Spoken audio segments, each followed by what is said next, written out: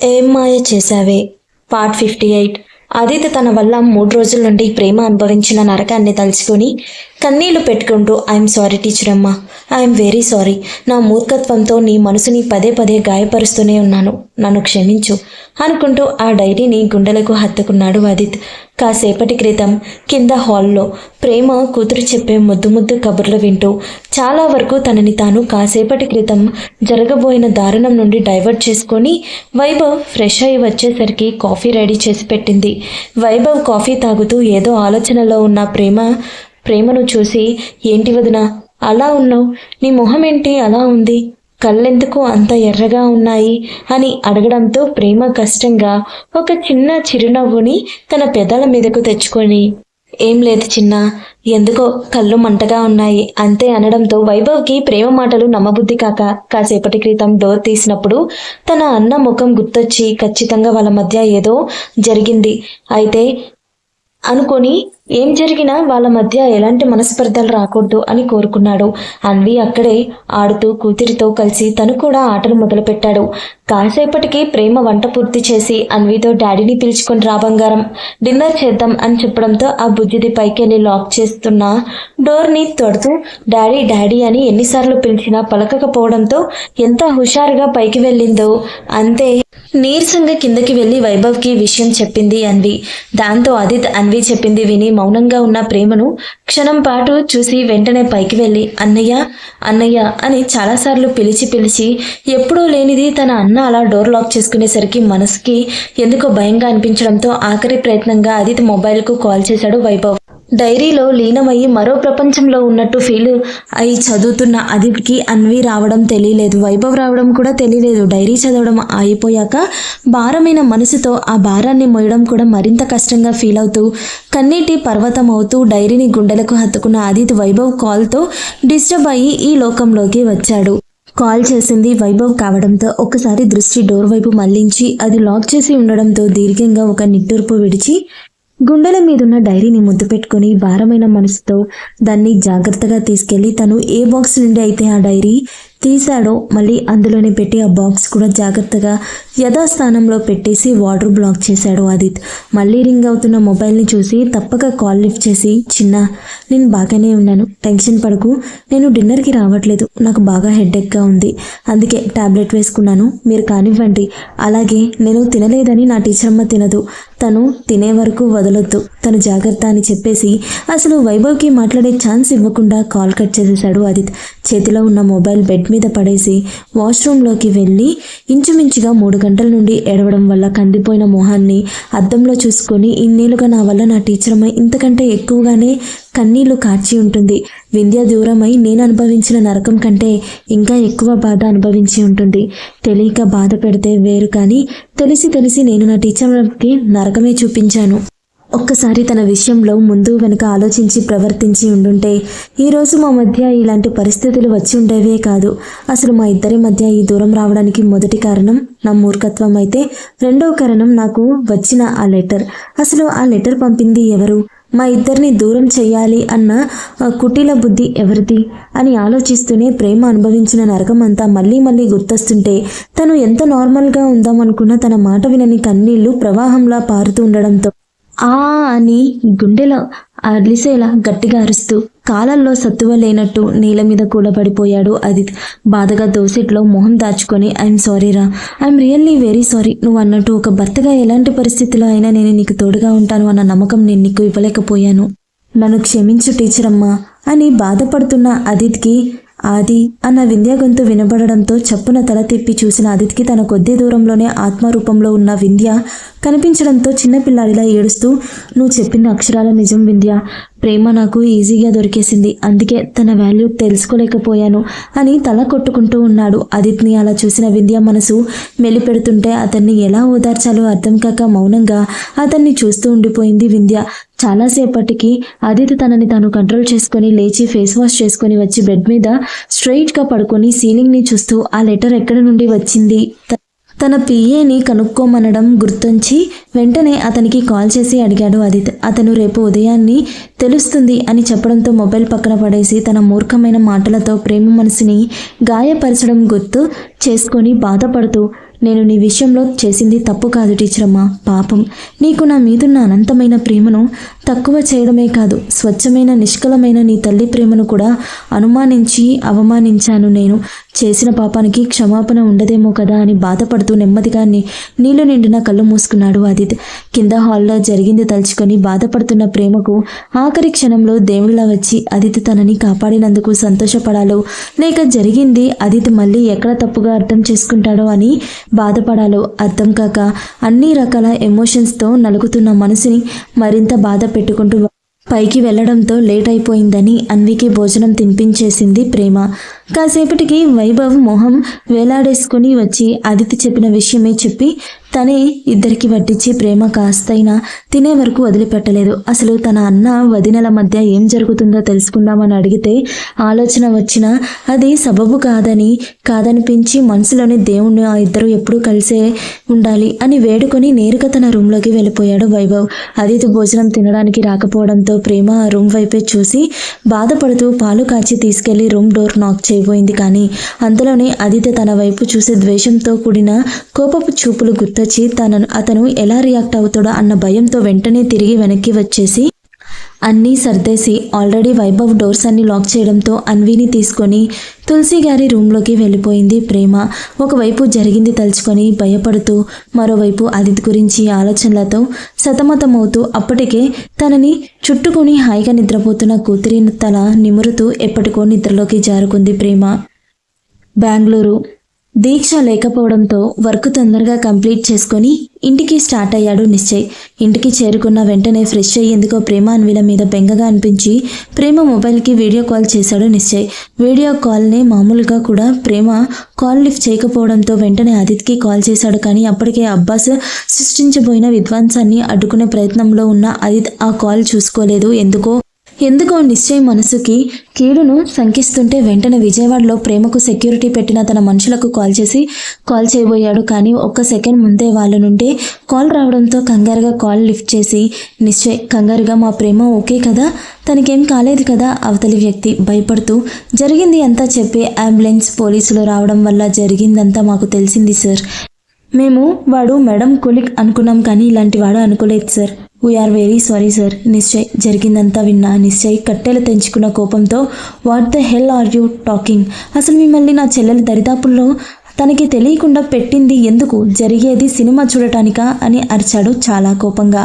అవతలి వ్యక్తి ఆ గర్జింపుకి భయపడి లో వాయిస్లో మమ్మల్ని క్షమించండి సార్, మేము మా తప్పుని సర్దిద్దుకునే ప్రయత్నంగానే వాడిని పోలీసుల నుండి మేము హ్యాండ్ ఓవర్ చేసుకున్నాం. అంత కోపంలోనూ ఆ మాట విన్న నిశ్చయ్ పెదాల మీద ఒక సాడిస్టిక్ స్మైల్ వచ్చి చేరింది. అదే స్మైల్తో నేను వస్తున్నాను అని వెంటనే కాల్ కట్ చేసి తన పిఏకి కాల్ చేసి విషయం చెప్పి వెంటనే స్టార్ట్ అవ్వాలి అని చెప్పాడు. కాసేపటికి బెంగళూరు నుండి స్టార్ట్ అయ్యి విజయవాడ బయలుదేరారు నిశ్చయ్ అతని పిఏ. నైట్ 9 అవుతుండగా గన్నవరం చేరుకుని అక్కడి నుండి కారులో విజయవాడ స్టార్ట్ అయ్యారు ఆ ఇద్దరు. దారిలో ఉండగానే నిశ్చయ్ అసలు అబ్బాస్ గురించి తెలుసుకోవాలి అనుకొని ఆ పని ఎవరికో అప్పగించడం ఇష్టం లేక డైరెక్ట్గా వర్షకు కాల్ చేశాడు. వర్ష నిశ్చయ్లకు పరిచయం ఉంది కానీ వాళ్ళ మధ్య పెద్దగా మాటలు లేవు. అటు భోజనం తినేసి ప్రసాద్ గారితో రేపు స్కూల్లో జరగబోయే యాన్యువల్ ఫంక్షన్ గురించి మాట్లాడుతూ ఉన్న వర్ష మొబైల్ రింగ్ అవ్వడంతో స్క్రీన్ మీద ప్రైవేట్ నెంబర్ అని స్క్రోల్ అవ్వడం చూసి ఎవరు అని ఆలోచిస్తూనే కాల్ లిఫ్ట్ చేసి కాల్లో వర్ష హలో అన్న వర్ష మాట పూర్తి కాకముందే నిశ్చయ్ అమ్మ వర్ష నేను నిశ్చయ్రా, నీతో కొంచెం మాట్లాడాలి అందుకే కాల్ చేశాను. వర్ష నిశ్చయ్ పేరు విని చిన్న స్మైల్తో అన్నయ్య మీరా చెప్పండి. నిశ్చయ్ ప్రేమ విషయంలో వేలు పెట్టడానికి ట్రై చేసిన ఆ బాస్టర్డ్ గురించి తెలుసుకుందామని కాల్ చేశాను మా. నాకు ఈ విషయం వేరే వాళ్ళ ద్వారా తెలుసుకోవడం ఇష్టం లేదు, అందుకే డైరెక్ట్గా నీకే కాల్ చేశాను. వర్ష నిశ్చయ్ మాటలకు ఒక్క క్షణం షాక్ అయిపోయింది.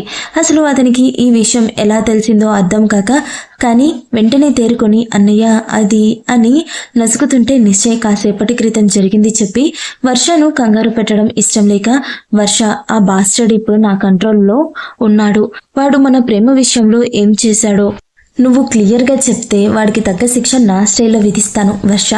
దాంతో గట్టిగా ఊపిరి తీసుకుని వదిలి జరిగింది మొత్తం చెప్పింది. అన్వి ఇచ్చిన పనిష్మెంట్తో సహా.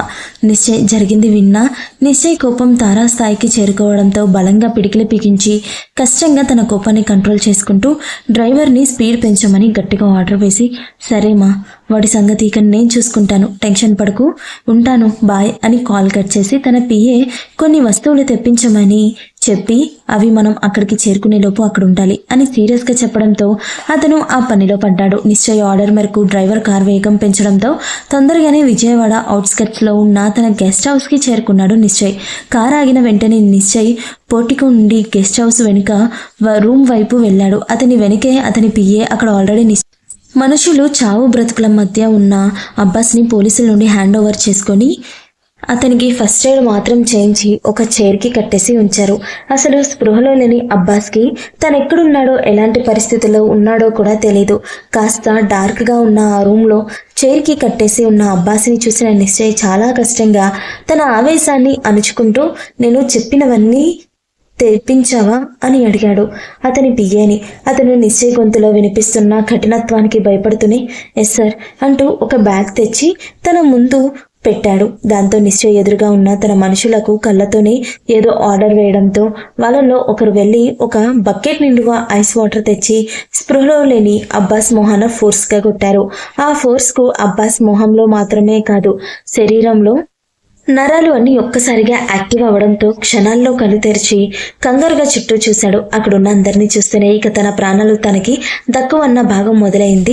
అబ్బాస్ ఆ భయానికి తోడు అందరినీ చూస్తూ ఎదురుగా చూసేసరికి నిప్పుకరం లాంటి ఎర్రటి కళ్ళతో తన వైపే షార్ప్ అండ్ సీరియస్గా చూస్తున్న ఆ 6 అడుగుల కట్అవుట్ ఎవరో అర్థం కాక అతని చూపుల వాడికి తట్టుకోలేక ఒక్కసారిగా వెన్నులో వణుకు మొదలైంది.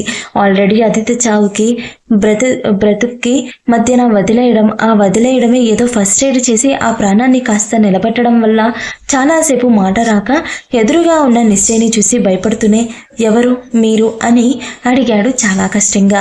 అతని మాట పూర్తి కాకుండా నిశ్చయ్ తన కాళ్ళు దగ్గర ఉన్న బ్యాగ్ అబ్బాస్ పక్కనే ఉన్న తన మనిషి దగ్గరకు తన్నడంతో అతను అందులో నుండి ఒక మీడియం సైజు హ్యామర్ తీసి తన బలాన్నంతా ఉపయోగించి అబ్బాస్ కాలి బొటిన వేలు చితికిపోయేలా బలంగా దెబ్బ కొట్టడంతో అప్పటి వరకు ఓపిక లేనివాడు కాస్త ఆ రూమ్ అంతా దద్దరిల్లిపోయేలా గట్టిగా అరిచాడు అబ్బాస్. అతని అరుపుకి అతనికి అయిన గాయానికి నిశ్చయ్ కొంచెం కూడా సాటిస్ఫై కాకపోవడంతో అబ్బాస్ పక్కనే ఉన్న తన మనిషి ఒకసారి బ్యాగ్లో నుండి కటింగ్ ప్లేయర్ తీసి మరో కాలు బొటన వేలు లాగేశాడు. అప్పటికే ఓపిక క్షీణించి అరిచే ఓపిక కూడా లేని అబ్బాస్ పిచ్చివాడిలా అరుస్తూ కన్నీళ్లు పెట్టుకుంటూ కళ్ళతోనే తనని వదిలిపెట్టమని ఎదురుగా ఉన్న నిశ్చయ్ని వేడుకుంటూ ఉన్నాడు. అయినా నిశ్చయ్ మనసు కొంచెం కూడా కరిపికి పోగా ఈసారి ట్రీట్మెంట్ కొంచెం పెంచమని కళ్ళతోనే ఆర్డర్ వేయడంతో ఆ బ్యాగ్ నుండి ముళ్ళులు ఉన్న కొరడా తీసి అతని ఓపిక ఉన్నంత వరకు పిచ్చి కొట్టుడు కొట్టి అదిత్ అబ్బాస్ ఒంటి నిండా రక్తం చుక్క కూడా బయటకు రాకుండా కొట్టి అతని రక్తాన్ని సేవ్ చేస్తే వీళ్ళు మాత్రం అబ్బాస్ ఒంట్లో ఉన్న రక్తం అంతా ఆ రూమ్లో సెలయేరు అయ్యి పారేలా ఇష్టం వచ్చినట్టు కొట్టిపడేశారు. ఇక అబ్బాస్ కొన ఊపిరితో ఉన్నాడు. ఏ క్షణంలో అయినా ప్రాణం వదిలేస్తాడు అని నిర్ధారణకు వచ్చిన నిశ్చయం మనుషులు అదే విషయం అతనికి చెప్పడంతో ఇప్పుడొచ్చింది నిశ్చయ్ పెదాల మీద ఒక సాటిస్ఫాక్షన్ స్మైల్. అదే స్మైల్తో చావడానికి సిద్ధంగా రెప్పలు మూస్తూ మసకబారిన కళ్ళతో చూస్తున్న అబ్బాస్ ఎదురుగా కూర్చొని, మా ఆది సాఫ్ట్ కాబట్టి ఆవేశంలో అయినా నిన్ను ఇలా డీల్ చేశాడు, కానీ నేను అలా కాదు. నా చెల్లెలి జోలికి వచ్చినందుకు కన్న తండ్రిని అనంతలోకాలకు పంపించిన రాక్షసుడిని నేను. అలాంటిది నువ్వెంత చచ్చినా కూడా నువ్వు మా ప్రేమ పేరు తలుచుకుంటే మళ్ళీ నేను ఇక్కడే చంపుతాను అన్న భయం నిన్ను కంపించేలా చేయాలి. అందుకే నీకు ఈ శిక్ష అంటూ పైకి లేచి చిన్న కార్నర్ స్మైల్ ఇస్తూ హ్యాపీగా జర్నీ టు హెల్ అంటూ అక్కడ నుండి వెళ్ళిపోయాడు నిశ్చయ్. అక్కడితో అబ్బాస్ నీచమైన జీవిత చరిత్ర ముగిసిపోయింది. అక్కడి నుండి ఆ గెస్ట్ హౌస్లో తన రూమ్కి చేరుకున్న నిశ్చయ్ ఫ్రెష్ అయ్యి డ్రెస్ చేసుకొని వింధ్య పోర్ట్రేట్ ఎదురుగా కూర్చొని మొబైల్లో అన్వీని తన గుండెలకు హత్తుకొని స్వేచ్ఛంగా నవ్వుతున్న ప్రేమ ఫోటో చూస్తూ, నీ స్థానం ప్రేమకి ఇవ్వమని నిన్నెంత జాగ్రత్తగా చూసుకున్నానో తనని అంతే జాగ్రత్తగా చూసుకోమని నువ్వు చెప్పావు. కానీ నేను ప్రేమను ఇంత హార్ట్ఫుల్గా ఓన్ చేసుకుంటాను అని అస్సలు అనుకోలేదురా వేణు. ప్రేమ ఎప్పుడు సంతోషంగా ఉండాలి. తన కంటి నుండి ఒక్క కన్నీటి చుక్క రాలినా దానికి కారణమైన వాళ్ళని ఊరికే వదిలిపెట్టకూడదు అనిపిస్తుందిరా అనుకుంటూ ఎదురుగా ఉన్న చెల్లెలి ఫోటో చూస్తూ ఉండిపోయాడు.